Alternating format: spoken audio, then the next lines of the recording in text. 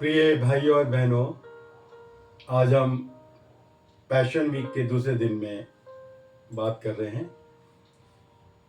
मत्ती उसका 21 अध्याय 18, 19 और 20 पद जब हम पढ़ते हैं तो इस बारे में बताया गया है। यरूशलेम की सड़कों पर हलचल है।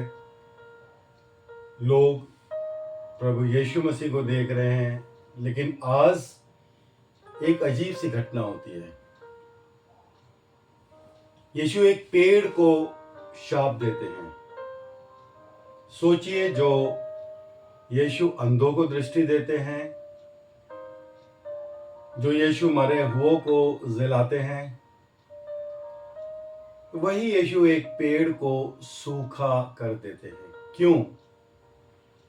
क्योंकि वह सिर्फ पेड़ नहीं था, वह हमारे जीवन का आईना था। अंजीर का पेड़ है वो, असली समस्या कहाँ है? बाइबल कहती है पेड़ में पत्ते बहुत थे, पेड़ बहुत हरा भरा था, लेकिन फल नहीं थे। बाइबल बताती है कि फल का समय नहीं था, तो भी प्रभु यीशु मसीह पेड़ के पास गए। समस्या क्या थी?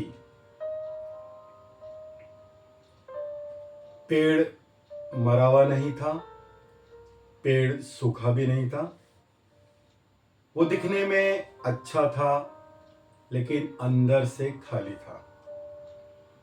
आज की सच्चाई, हम चर्च जाते हैं, हम प्रार्थना भी करते हैं, हम सेवा भी करते हैं, लेकिन दिल में क्या है? यीशु पूछते हैं, तुम्हारे जीवन में फल कहाँ है? हम अपने कामों से नहीं बचते, हम केवल अनुग्रह और विश्वास से बचते हैं। लेकिन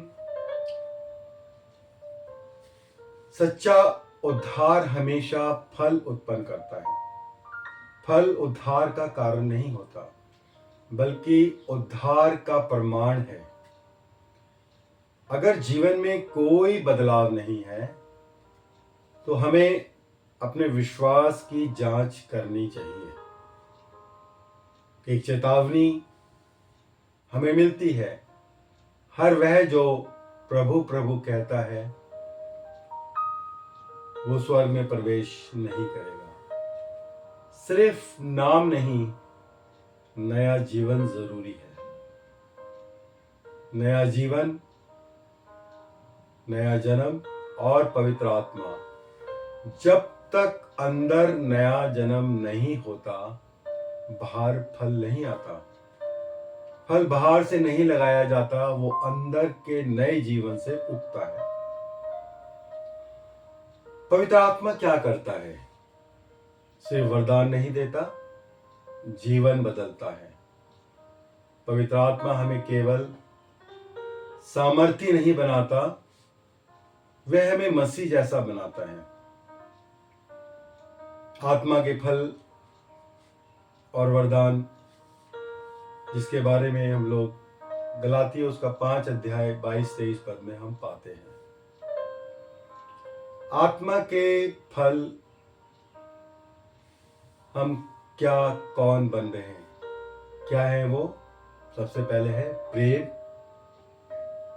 आनंद, शांति, धीरज, कृपा, भलाई, विश्वास, नम्रता और संयम। यह हमारा चरित्र है। आत्मा का फल यह नहीं दिखता कि हम क्या करते हैं, बल्कि यह दिखाता है कि हम क्या बन रहे हैं। आत्मा के वरदान क्या है? हम क्या करते हैं, हमारी सेवा क्या है? चंगाई, भविष्यवाणी, अन्य भाषाएं बोलना, शिक्षा, सेवा, यह हमारी सेवा है, हमारी मिनिस्ट्री है। वरदान ये नहीं दिखाते कि मैं और आप कितने पवित्र हैं, बल्कि यह दिखाते हैं कि परमेश्वर आपको और मुझको कहाँ उपयोग कर रहा है। सबसे बड़ा अंतर जो है आत्मा के जो फल हैं वो हमारे चरित्र में नजर आते हैं, और वरदान जो है वो हमारी सेवाओं में नजर आते हैं।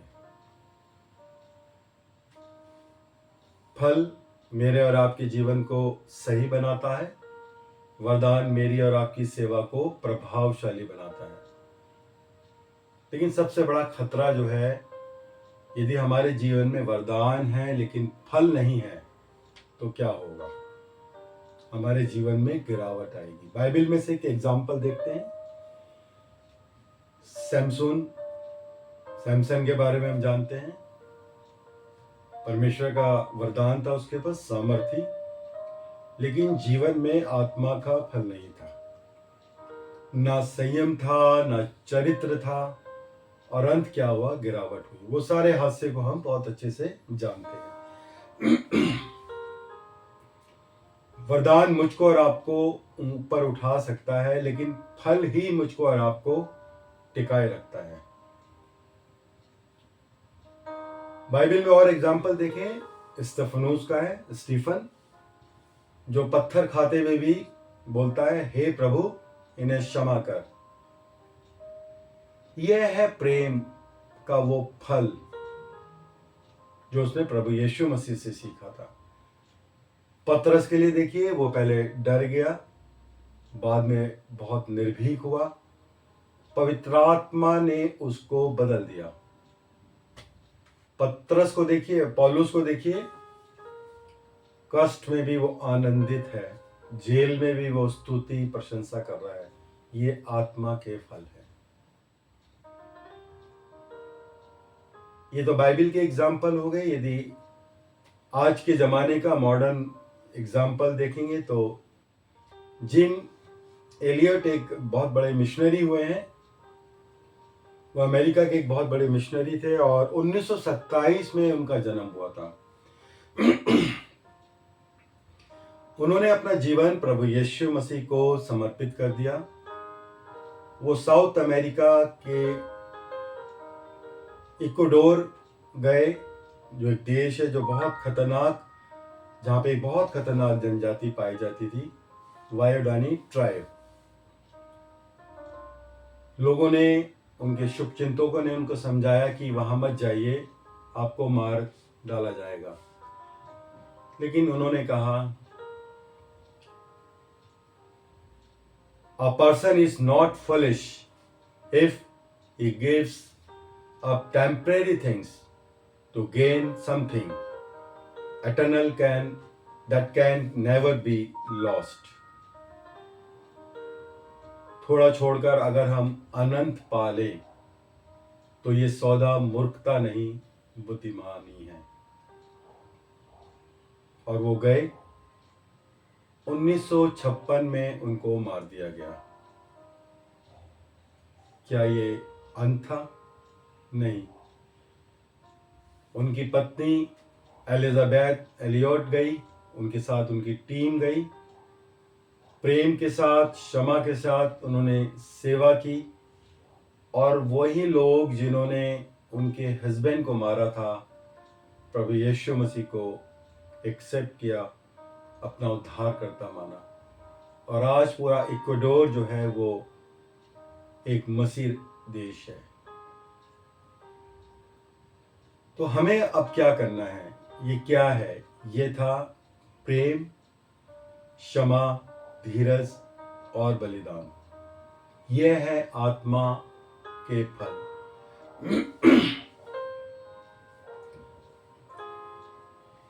फल शब्दों में नहीं, जीवन में बलिदान के रूप में दिखता है।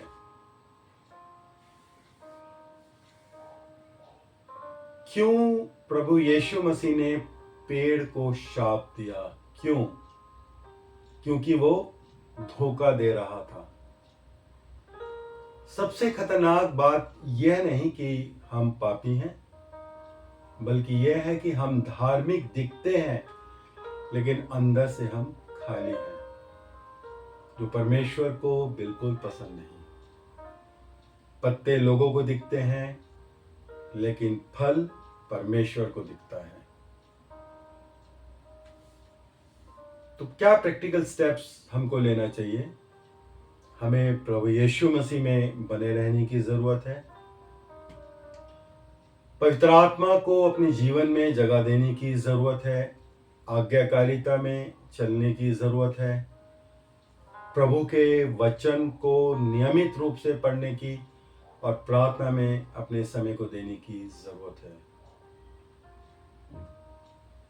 आज प्रभु मुझसे और आपसे पूछ रहे हैं, क्या तुम्हारे जीवन में फल हैं या सिर्फ पत्ते?